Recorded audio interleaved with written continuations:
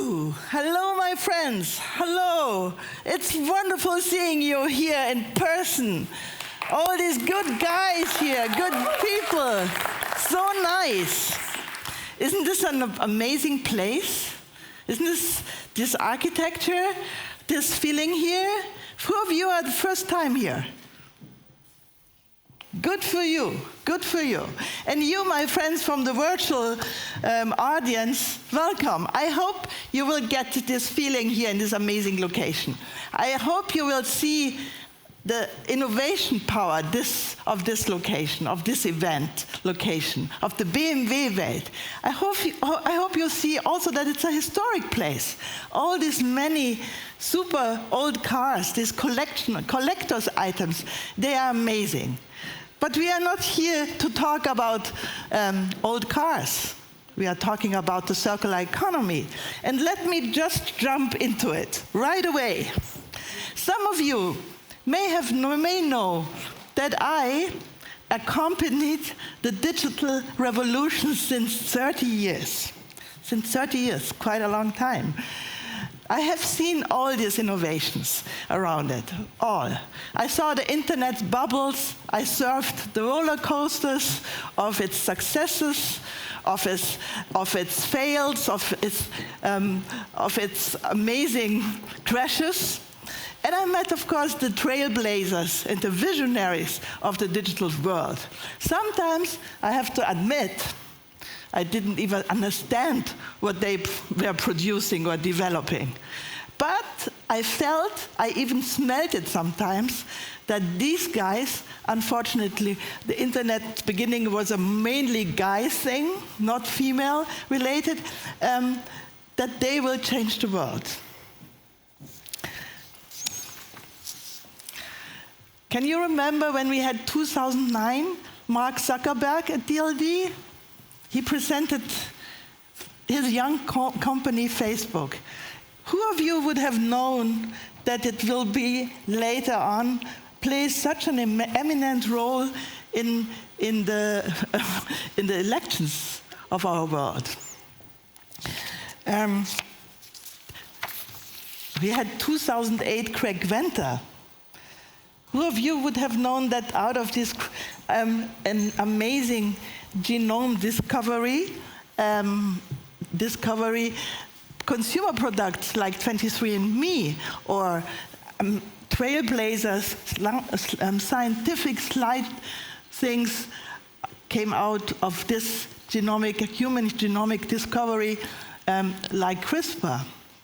And we had Demis Hassabis, Sebastian Thrun, or Max Levchin. These are the heroes of the digitalization some years ago. And now, my friends, it's my strong belief we find each other again in an amazing turning point. Yes, we all heard it already. Created by humankind, climate change is pressing us to action. It's pressing us to action to save our world. This sounds very dramatic, but it is. We have to deal with it now. Now, global warming is faster than we predicted. Nature disasters will accelerate. Complex natural ecosystem will be thrown out of balance, which triggers chain reactions that affect the entire planet. It will change our political stability, our economies, our securities, the things we all took for granted. This all sounds daunting. Yes, it is. It is. I've just returned from a study trip to Greenland with a group of female, very well-informed activists, researchers, and leaders. These 5 short days really showed me the urgency of the topic once again. We all hopefully will let the fight against climate change shape our efforts, our visions, our energy and engagement over the next decades. Because there is one striking truth. Climate change is man-made, which means we all can do something about it. And we will. Yes, we need massive investments in green technologies. We need emissions with trading systems with one global carbon price instead of 67 different prices. We need new rules and regulations towards climate action to work at a global level. We need to act united globally. Of course, DLD can't address all this in depth during a 6-hour gathering. The challenges of combating climate change, of building an economy that is less exploitative to natural resources and people, of closing the real world and digital gap in fields like health, education, and trade are far too complex and multifaceted. We can't claim that we will present you with the most eminent scientific findings, the best political agendas, or the most promising strategies today. But instead, we are going to do what DLD always do best. We will try to address challenges from a different perspective, together with our good friend and co-host partner, the BMW Group, who surely have to find their own solutions in this field to the questions of how individual mobility and their products fit into the framework of climate action.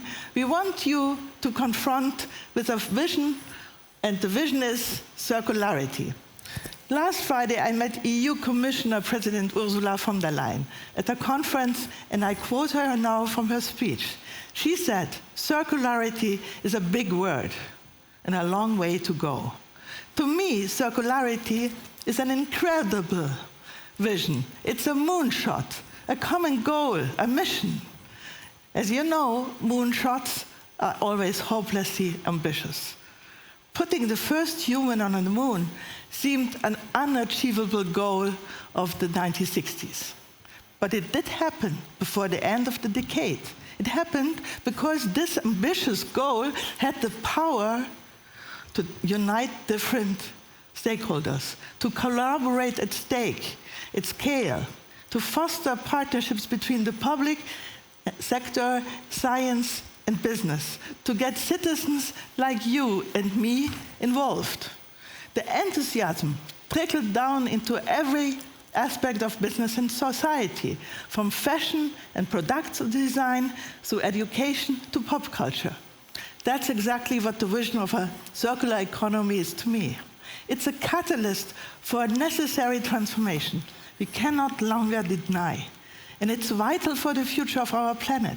And I believe DLD is the right forum for this big vision. And I will tell you why. DLD has always been curious of what's next in technology and how it will affect us, all of us.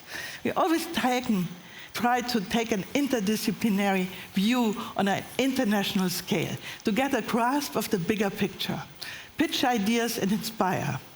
But we are not looking for wrong or right answers.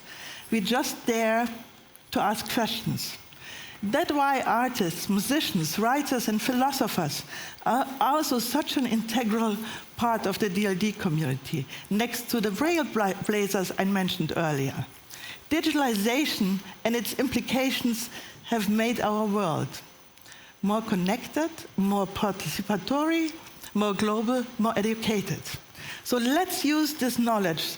Let's use this knowledge. Disruptive technologies can be major drivers for reaching climate goals, for implementing sustainability into our strategies, processes and value chains, and of course, for running a circular economy. Sure, I don't want to glorify technology. It's part of the solution, perhaps, but mostly through collective human will and effective action. So let's start today's learning journey by giving you a quick run-through of the program and to make you very curious and hungry for it. We'll take a different look through industries from automotive through finance, telecommunications, energy, and fashion, to get insights into their current strategies and future goals when it comes to climate action and circularity.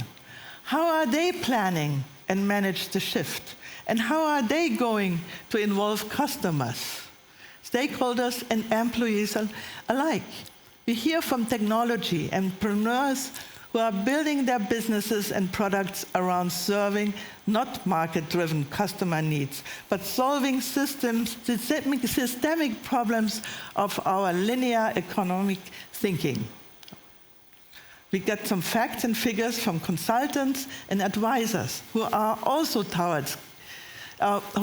shifting their business towards getting companies engaged in climate action. And we will hear from artists, designers, writers, architects, and musicians, and let their seismographic sensitivity give us guidance and inspiration on this long and most likely winding path towards shaping a worthwhile and livable future. Let's take some of the steps together today. And now, let's jump right now in our first session. Let's jump us.